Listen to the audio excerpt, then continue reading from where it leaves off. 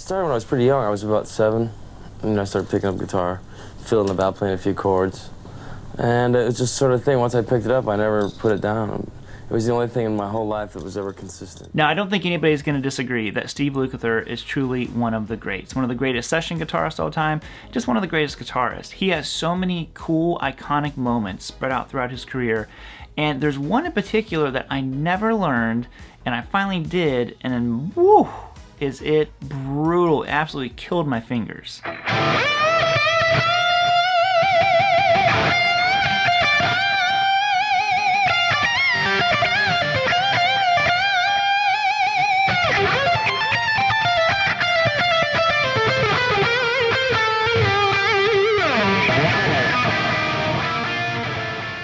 Yes, we were talking about the outro solo to Rosanna. Now, because of copyright, I can't use backing tracks or even play the audio or any of that stuff. But I still want to teach this to you because there are so many cool things in here. So if you want the tabs for that, I'll link those down below. I'm not going to notate the tabs out, like the correct quarter notes, all that kind of stuff. It's just going to be the tabs for you. That's linked down below. And if you guys would, do me a huge favor and subscribe, and let's get ready to get nerdy on one of Steve Lukather's greatest solos. Okay, now I'll be the first one to tell you that I cannot play exactly like Luke. There's some little things I found in here that I saw a lot of people doing that I thought, I'm pretty sure this is how he's doing it. There's some really cool isolated guitar tracks that you can hear, so you can really hear all the little things that Luke is doing. But I'm not saying I play this perfect either, but I will show you a couple of things that I thought that maybe is a little bit more accurate to the way that Steve is playing it. So for starters, you know, you have this killer outro. All that stuff going on, but it's kind of just this G vamp, you know.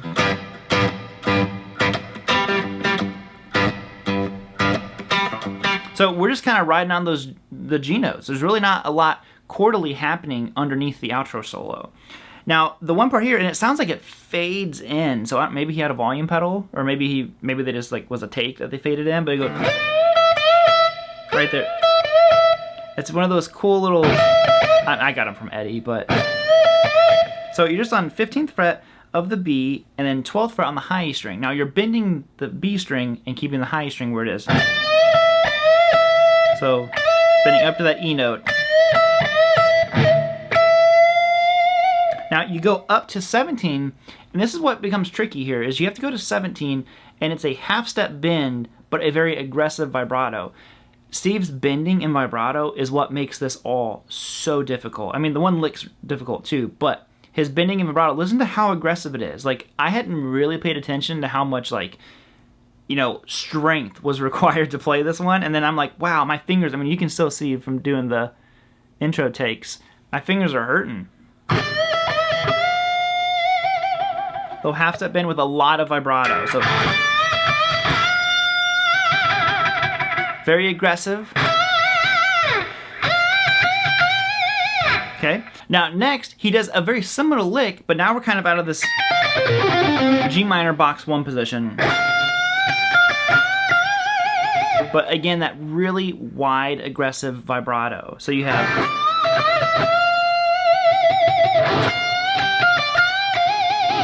So you're bending 18 on the B, 15 on the high string. Then you go back to the B string, 18, 15. Then you're gonna hit that 18 again on the B. I know it's like so many, 18, 15, 18, 15. Hit it again, bend, and then you pick it again while it's bent. And add all that vibrato on afterwards. So.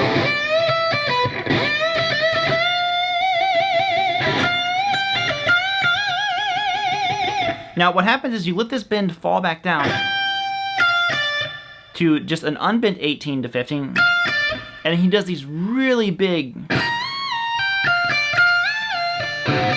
I mean, I think he might even be going higher than what I'm doing. My fingers are just telling me no. They're like, yeah, we've had enough of you playing this lick. So I think it's a step and a half bend. Maybe it's 2 steps.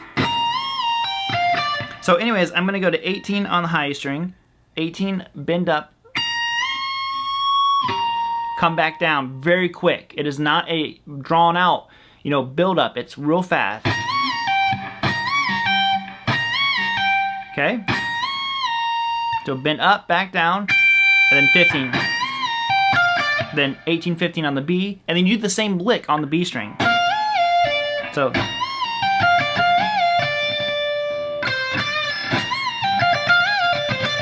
Now, 17 on the G, 15 on the B. Now, again, I feel like teaching these are always confusing because it's so much of the same fret that's happening, but it's all the little subtle things that Steve's doing that makes them really stand out. And even though you're like, oh, it's the same notes, but why does it sound so different? It's like, it's because Steve is Steve. Now that next lick there, I can't remember if he's picking all of those. I think he goes.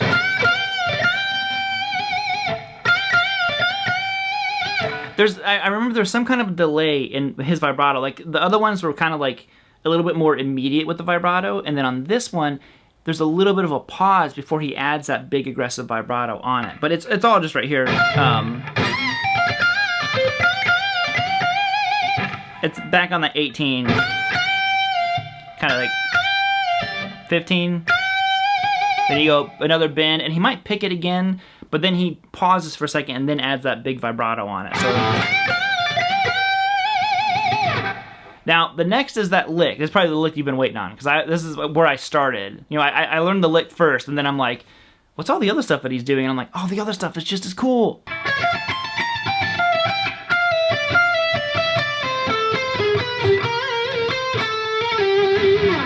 Now, this lick will probably be up for debate of how you play this, because some people are probably already like, that's not the way Steve plays it. If you listen to the isolated guitar tracks, the way that I saw a lot of people play this lick is they do like this. They do like a little minor arpeggio shape here. And I just do not hear that note. You can hear Steve. Oh, and one more thing I want to add in here. What Steve, and this makes it 1,000 times more difficult, is after he does that one lick, you hear him slide down and then immediately slide back up into this, you know, crazy like fusion-y lick.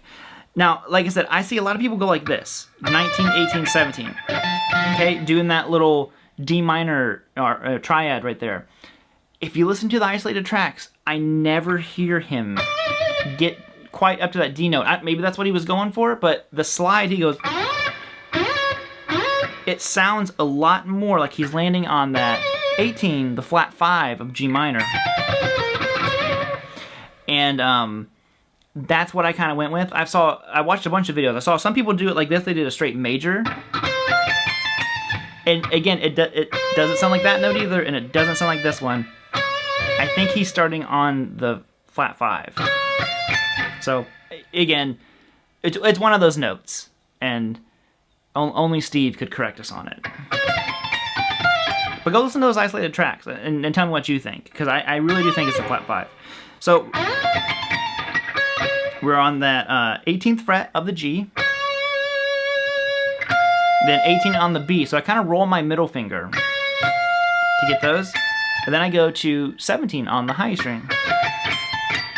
Now, I'm going to reach up with my pinky and go 20, pull off 17, and then 18, pull off 17. So,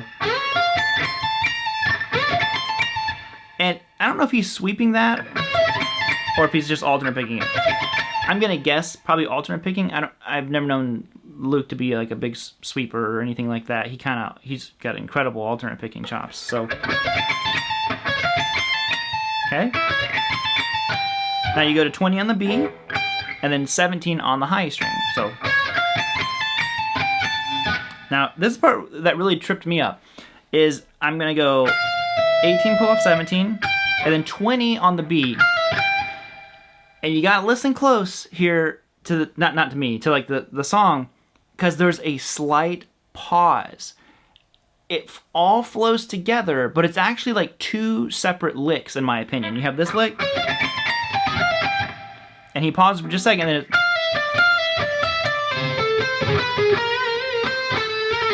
and there's a little thing in there I want to talk about too. So you've got that. Okay, right there, super cool lick. Kind of all out of this, if you're really looking at it, like there's your G minor pentatonic scale. he's kind of combining box 2 and 1 with a couple passing tones in there. Okay, your major 6 and all that stuff. Okay, so there's that lick, and then he goes to this one. And I saw some people go like this. And if you listen to the isolated tracks, he does not go to that note first. He goes here.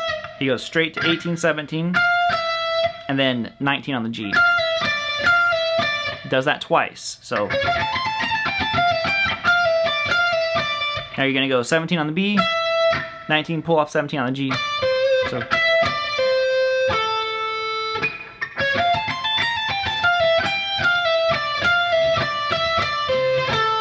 then you go to 19 on the D to 17 on the G. Then you move it down chromatically. 18, 16, 17, 15. So you have...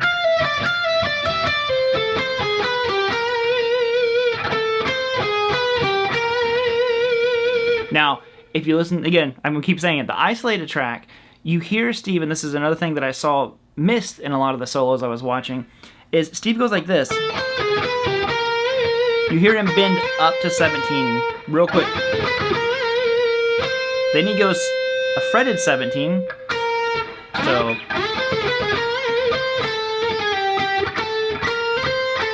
from that 17, 14, hammer on 15, pull off 14, slide down to 12. So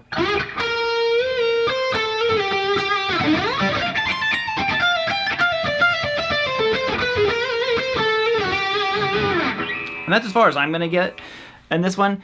And like I said, that tore my fingers up. Let's see if I can do it all together once for you. It's just so cool.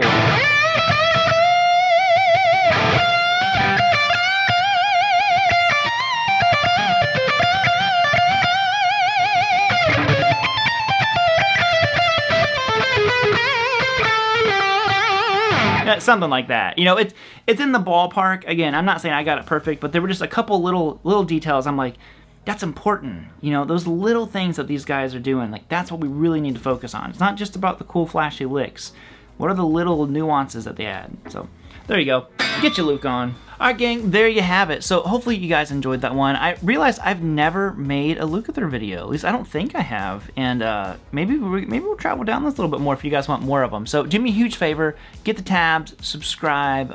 If you dug it and you want more Toto Lukather content, do let me know. You know, we can get on that. I love Luke's playing so much. So anyways, I will be seeing you all later. Hope you all have a good rest of your day. And yo, keep on rocking, homies. Peace.